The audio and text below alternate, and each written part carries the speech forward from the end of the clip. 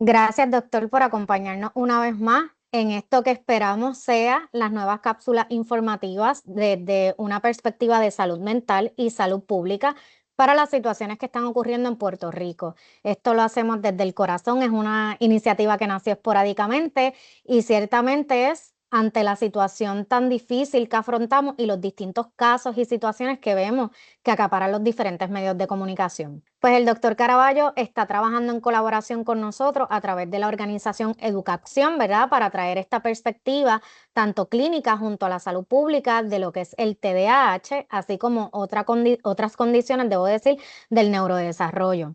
Y hoy particularmente y sin mucho preámbulo queremos hablar de lo que serían algunas experiencias que él tiene desde su práctica clínica cuando se afronta, ¿verdad?, a este tipo de diagnóstico a través de la niñez y la juventud en Puerto Rico y bajo qué estigmas y situaciones llegan estos casos a su clínica como tal. Así que, doctor, sin más, tiene la palabra y voy a comenzar por una pregunta, yo creo que aunque parece bien ingenua, amerita hacerla. ¿Cómo usted llega a entablar esta conversación con los papás de... No, esa no, cerramos, esa no. Creo que va a ser muy Eh, invasiva. Tengo una, ya, ok. ok, vamos. ¿Cuáles son aquellas modalidades con las que se presentan los papás por primera vez en su clínica? Hágase entender, vienen por maltrato institucional, por algún tipo de negligencia de padres. ¿Cómo es que usted da con estas primeras situaciones que vienen los padres? Pues mira, Ariana, primero que nada, un placer estar aquí y segundo, pues nada, vamos a empezar entonces con la pregunta. Yo he tenido de todas las situaciones que tú te puedas imaginar de cómo estos niños, niñas y adolescentes llegan entonces a lo que es mi clínica. He tenido que vienen referidos por la escuela, que esa es una de las más comunes, o referidos por sus psicólogos, terapeutas, trabajadores sociales, demás. Vienen por iniciativa propia. Pero lo más común que veo es esa parte de que entonces es la escuela quienes usualmente identifican algo y entonces ese menos llega donde nosotros para evaluación. Entonces, doctor, ya que dice que es el entorno escolar uno de los más apremiantes y que funge como ese identificador inicial, ¿cómo ellos reportan esto? ¿Cómo ellos hacen este acercamiento según la experiencia de usted, ¿verdad? Hablando con los papás, porque en la práctica de usted no va el trabajador social ni el maestro directamente donde usted, sino que van los padres a raíz de ese referido de la escuela. Pero ¿cómo es esa experiencia de ese acercamiento que le cuentan los padres que les hacen? Pero muchos papás lo que me han traído es que la escuela usualmente lo que hace es que si identifican que el menor o es muy inquieto o no se enfoca bien en las clases o ven que el desempeño académico no es el que ellos desean, básicamente se reúnen con ellos, sea, ¿verdad? Algunas escuelas que tienen psicólogo escolar, pues usualmente el psicólogo escolar se involucra. Si no, son los mismos maestros y el personal que entonces se reúnen, le expresan la preocupación. Casi siempre me llegan con algún documento de algunas de las observaciones que ellos notan en el salón de clase y demás. Y entonces llega donde mí con ese referido y de ahí entonces nosotros cogemos la batuta, como dirían. Entonces, ¿ha habido alguna experiencia que algún padre le ha dicho de que, mira, es que me tenían harta, cansada o cansado de tantas quejas, me llenaban la libreta, me le decían al nene que iba a terminar expulsado? Ese tipo de experiencias que a veces yo leo a través de las redes sociales e incluso me dejan en algunos comentarios. ¿Es algo común que usted ha atendido en la práctica, que ha escuchado? Es sumamente común, lo de la expulsión lo he visto mucho. Muchas veces estos niños, como mencioné, o no se concentran muy bien o son bien inquietos. Generalmente cuando son bien inquietos, entiéndase que hablan un montón, no pueden estar sentados en la silla, interrumpen constantemente. Muchas veces entonces hacen como esta observación de que, mira, está presente tantos síntomas o lo que sea que estén viendo. Necesitamos que lo evalúes porque del menor no te recibir ningún tipo de tratamiento no lo podemos tener en la escuela. Que pues eso es algo controversial porque no se supone, pero es algo que sí yo he observado. Sí, entonces, ¿qué podemos hacer ante estos casos? Porque me resulta, ¿verdad?, bien absurdo que algún personal, y quiero hacer el disclaimer aquí, no estamos generalizando de la población de docentes, de maestros, que todos son de la misma forma, pero sí hay un modo de operar bastante común cuando se tratan de de esta población específicamente, donde todo es queja, donde son cartitas, donde son... Entonces, ¿cree usted que realmente entienden los maestros cuando hacen este tipo de iniciativas o estrategias que conocen de primera mano el impacto que esto puede generar sobre los niños en su desarrollo? ¿Cómo los puede marcar? En mi experiencia y lo que he visto es que hay mucho desconocimiento de lo que es el diagnóstico, porque yo me he topado con que piensan que el trastorno de déficit de atención y hiperactividad lo catalogan como changuería, como que los papás no están haciendo su trabajo, como que no le ponen límite, como que es que él tiene algo raro, hay que medicarlo. Claro. Nunca damos entonces realmente con, mira, tal vez es que hay algo más que hay que hacer y vamos a ayudarlo y ya. O sea, yo entiendo que es un problema de desconocimiento, no es que hay una maldad o que ellos activamente, ¿verdad? No quieran hacerle daño al menor o algo, sino que es que no se conoce muy bien la condición, se le atribuye algo y pues que resuelvan allá los profesionales de salud. Correcto, pero es que en esas mismas etiquetas caemos en estigmas. Las etiquetas crean estigmas dentro del mismo aula escolar. O sea, cuando tenemos una maestra o un maestro de manera constante diciéndole a un menor delante de otros compañeros, tú no te portas bien, tú lo que haces es estar todo el tiempo para arriba y para abajo, no te estás quieto, no esto. O sea, es Lo he algo escuchado. que realmente tenemos que hablar porque aunque pareciera unas expresiones inocentes dentro de ese mismo coraje para poder manejar la situación, estamos estigmatizando al menor, estamos creando algún tipo de trauma, porque los compañeritos ven y observan cómo tú te estás refiriendo a ese otro compañero y ellos pueden comenzar hasta a imitar ese tipo de conductas. Mira, Irán, imagínate esto. Imagínate que tú tienes 8 años y vas a la escuela. Te fajas estudiando en tu casa, tu mamá te repasa el dictado, tú te tienes todas las palabras ahí ready para ir a disparar en el examen, vas al examen y no te acuerdas de nada. Viene la maestra o el maestro demás y te dice, mira, pero tú no estudiaste, chico, frente a todos los otros nenes. Ahí es que empiezan los sobrenombres y el famoso bullying. O sea, son cadenas de eventos que aunque vienen con muchas cosas que son inocentes, terminan en cosas que afectan a esta población, muchas veces por el mismo desconocimiento. Claro, y también hay que contar que tenemos, ¿verdad? Tenemos maestros, no nada más que no están capacitados en esta área porque el mismo Estado no los reconoce como algo medular. Que tampoco es que vamos a decir, no, los maestros tienen la culpa porque no les importa, no, no siempre ese es el caso, pero sí a través de los padres que tenemos niños con este tipo de diagnóstico, hemos visto unos patrones y unas modalidades en los acercamientos a estos niños. Y por más que se intenta y se intenta, vemos como una escasez de esfuerzo por parte del Estado en intervenir realmente con este diagnóstico y tratarlo propiamente. No sé cómo usted lo vea desde su clínica, pero yo como mamá lo veo desde acá y como salubrista con mucho estigma. Todavía tenemos a través de los medios de comunicación gente distinguiendo para personas con diagnósticos del neurodesarrollo, debo decir, entre anormales y normales. ¿Sabe? Tenemos Mira, todavía ese estigma. es un desconocimiento brutal. O sea, todavía hay gente que usa lo de retardación mental cuando eso ya no se le dice así, para dar un ejemplo. Pero yo pienso que es una combinación de que muchas veces no se tienen ni los recursos ni esos adiestramientos para reconocer. En mi caso, mira, yo soy de escuela pública. Toda mi vida estudié en escuela pública y después me fui a la UPR y por ahí entonces seguí. Y yo siempre pude ver cómo los maestros tienen que hacer magia con recursos que no tienen y muchas veces tampoco tienen esos recursos para, mira, tal vez yo tengo un estudiante que presenta esta serie de dificultades que se supone que yo haga, cómo yo puedo manejarlo.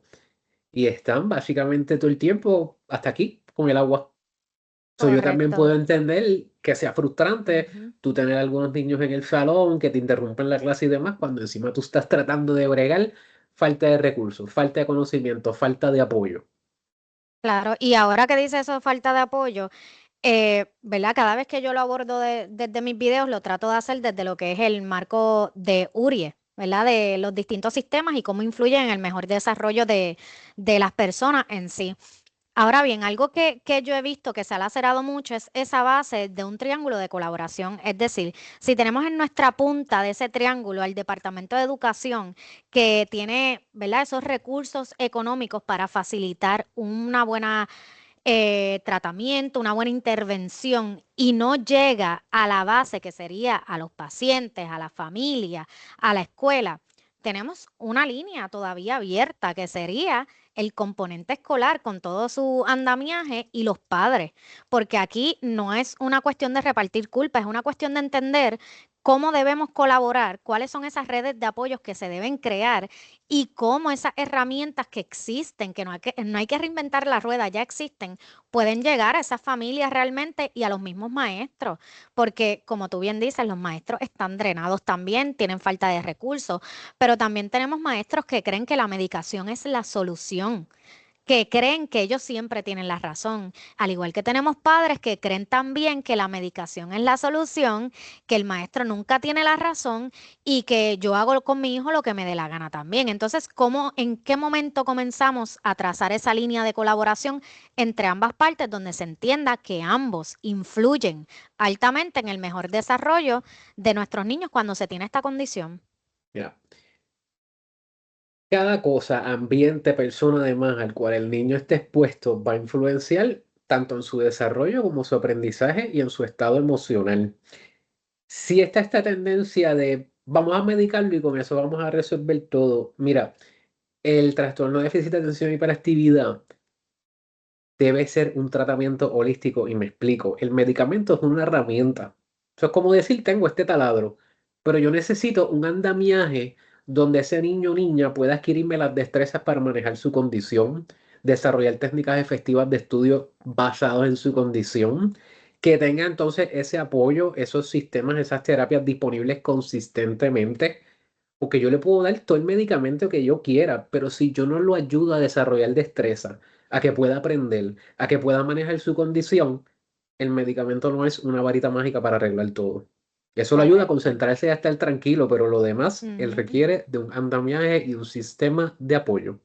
Correcto. Y en ese sistema de apoyo que entiendan esas mismas personas, desde el componente escolar hasta las familias de manera inmediata, que mira, el contexto en donde el niño está de manera constante todo el tiempo, donde pasa 8 horas y a veces más porque hay horario extendido, donde está en los fines de semana y el resto del día que es en casa de sus abuelos, etcétera.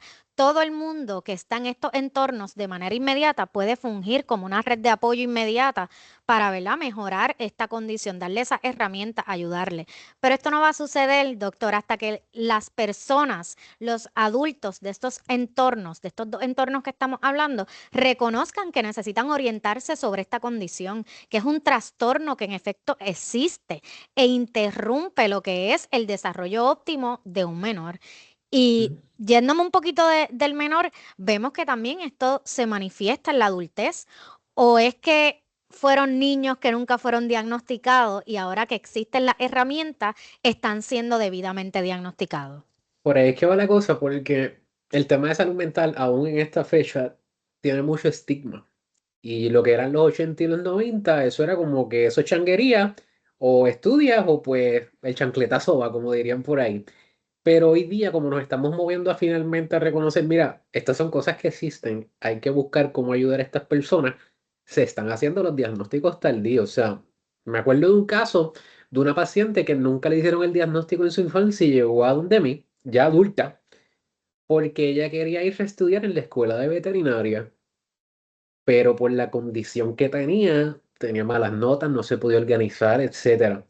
Una vez comenzamos su tratamiento, que incluyó terapia y tratamiento farmacológico, ya está en escuela veterinaria y tiene 4 puntos. O sea, esa es la diferencia de cuando se hace algo a medias o cuando se hace el complemento, que tenga todas las cosas, Correcto. su medicamento y sus recursos terapéuticos. Correcto. Y reconocer también que, ¿verdad?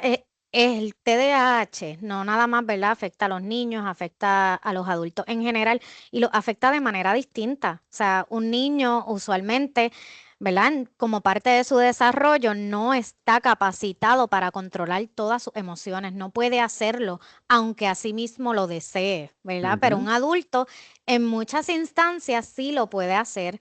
So, ¿verdad? Esto puede afectarle también el área laboral en cuestión, ¿verdad?, de concentración, ejecutoría, entre muchas otras cosas.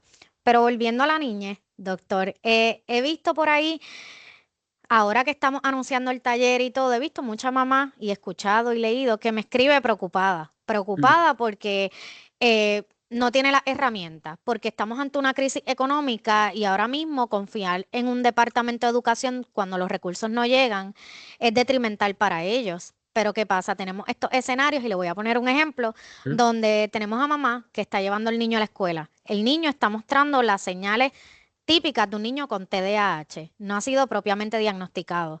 La maestra no le comunica apropiadamente a la madre y todo lo reduce a que son perretas, el nene no quiere hacer esto, el nene no quiere respetar, etcétera. Mamá tiene que buscarlo de manera constante a la escuela porque no lo quieren tener en el plantel escolar o no lo pueden tener porque no tienen esa herramienta. ¿Cómo un padre puede afrontar este tipo de situación, dado la situación económica que tenemos? Papá y mamá tienen que trabajar. Se ve interrumpida esta jornada laboral por tener que estar con menor, porque no tienen esa red de cuidado que se necesita, que eso es otro tema. Y adicional a eso, el Departamento de Educación responde demasiado tarde, porque hay prioridad por diagnóstico para intervención. ¿Qué hacemos realmente?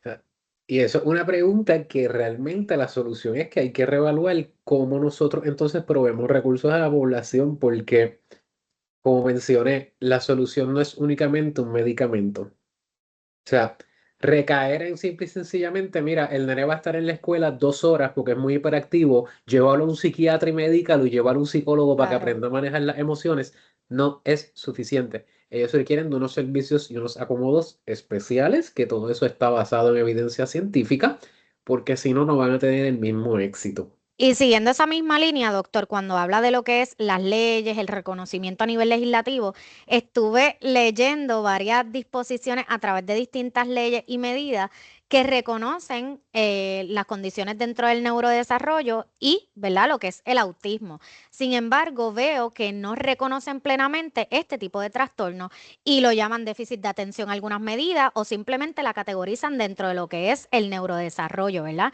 Y me genera bastante curiosidad porque actualmente el reconocer una condición sobre otra en Puerto Rico es por el hecho de que va en aumento, que hay muchos ¿Mm? casos, muchas personas siendo diagnosticadas con estas condiciones. Tenemos los derechos para las personas, ¿verdad? Con lo que es el autismo, pero no necesitaríamos entonces reconocimiento para las personas con el trastorno de déficit de atención e hiperactividad actualmente, porque es una condición que va en aumento constantemente. Mira, varias cosas que mencionaste. Número uno, sí, es un diagnóstico que va en aumento y no es que le están echando algo al agua ni nada, simple y sencillamente es que los mecanismos y la cantidad de profesionales que tenemos, así como los insumos de los maestros, los trabajadores sociales y demás, nos ayudan a precisar un diagnóstico. Número dos, de lo que he revisado en la literatura, hay un problema en cómo se refieren a la condición, y me explico. En algunos documentos vi ADD o Attention Deficit Disorder, ese no es el nombre correcto. En otros lugares vi hiperactividad solito, eso tampoco es el nombre correcto. Esta condición, su nombre correcto clínico es trastorno por déficit de atención y hiperactividad en español. ¿Qué pasa? Si tú ni siquiera le tienes el nombre correcto puesto, ¿cómo tú vas a atender un problema? Que realmente, ¿verdad? Haciendo énfasis en lo que usted está diciendo, en lugar de nosotros reconocer diagnósticos de manera generalizada, estandarizar también los diagnósticos que están incluidos de manera apropiada con el nombre que es dentro de esta categoría del neurodesarrollo. Porque entonces, ¿qué estaríamos haciendo? La misma legislación está cayendo en nombrar erróneamente una condición que básicamente no existe.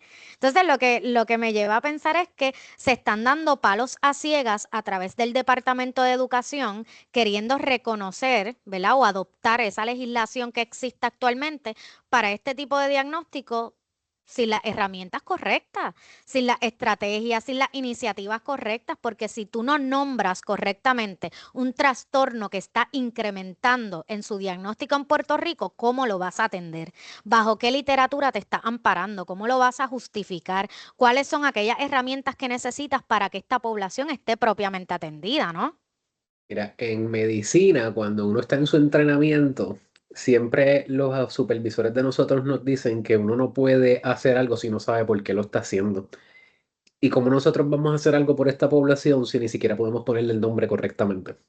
Definitivamente lo que también me lleva a hablar que esto provoca también mayor estigma.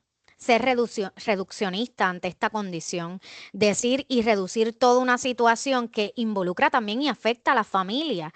Mira, no, el nene tiene perreta, brega con eso, tú no sabes criar al nene, eso es el problema de esta generación que lo que hace es alcahuetearlo, le da una crianza mediocre, le dice que sí a todo, tablet, iPad y ya. O sea, estamos reduciendo un problema que va en aumento en Puerto Rico a este tipo de etiquetas, cuando en realidad no es así, hay un andamiaje mucho mayor detrás.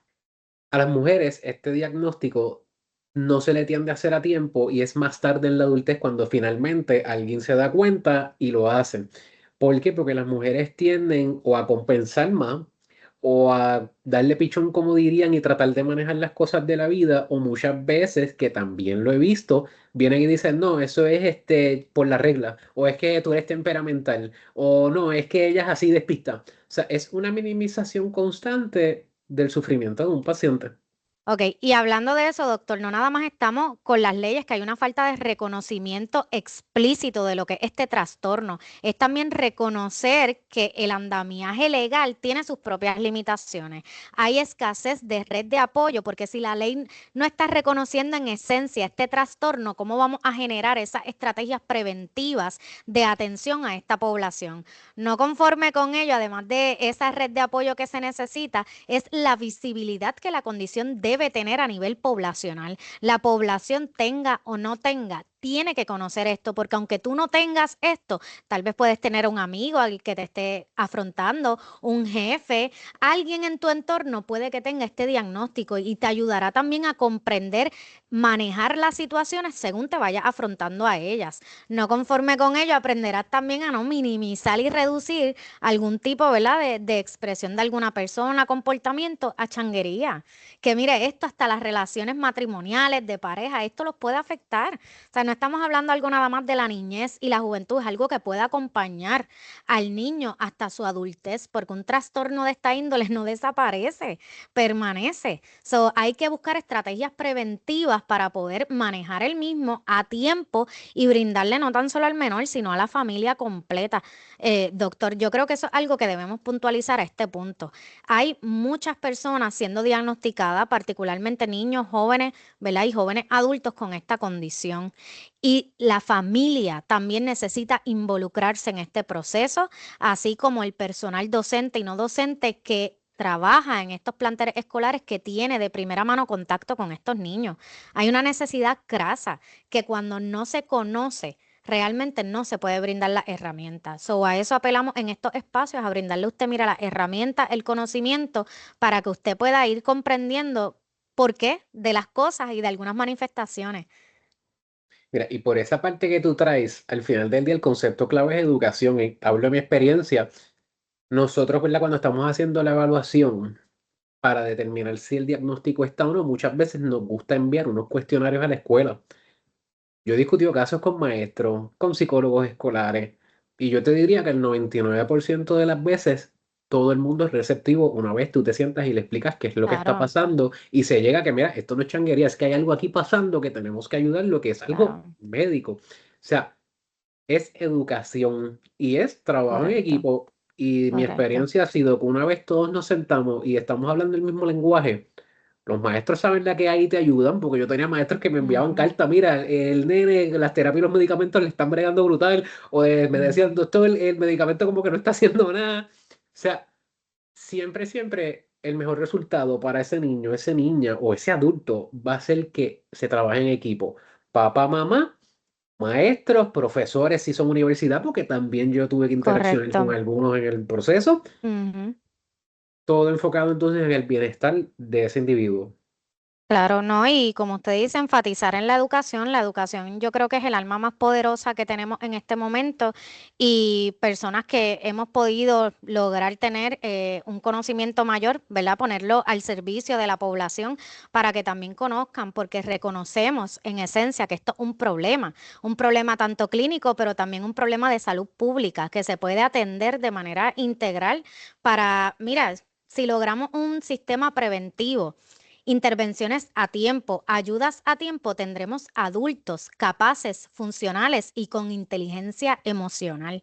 Que eso es algo que en estas terapias se interviene mucho cuando se reconoce, ¿verdad? Las limitaciones de los menores y cuando se reconoce este tipo de diagnósticos. So, no nada más estamos hablando del bienestar del menor, también es el bienestar familiar y el bienestar escolar, porque no hay nada más lindo, ¿verdad?, que uno tener esa red de apoyo tanto en el hogar como en la escuela, que en lugar de venir donde los padres, es tu culpa, no los crías bien, tengamos esta conversación colaborativa. Mamá, algo cambió, ¿qué pasó en casa? Algo sucedió en lo que podamos ayudar y manejarlo acá. Yo creo que eso le quita un peso muy grande emocional a los padres y los tutores y ayuda de manera, ¿verdad?, colaborativa, esta comprensión y empatía al mejor desarrollo del menor, porque no queremos que se continúen perpetuando estigmas y situaciones en el hogar y en las escuelas que son evitables con la intervención apropiada en el tiempo apropiado. Así que mira, si usted conoce de alguien o usted se identifica con este video,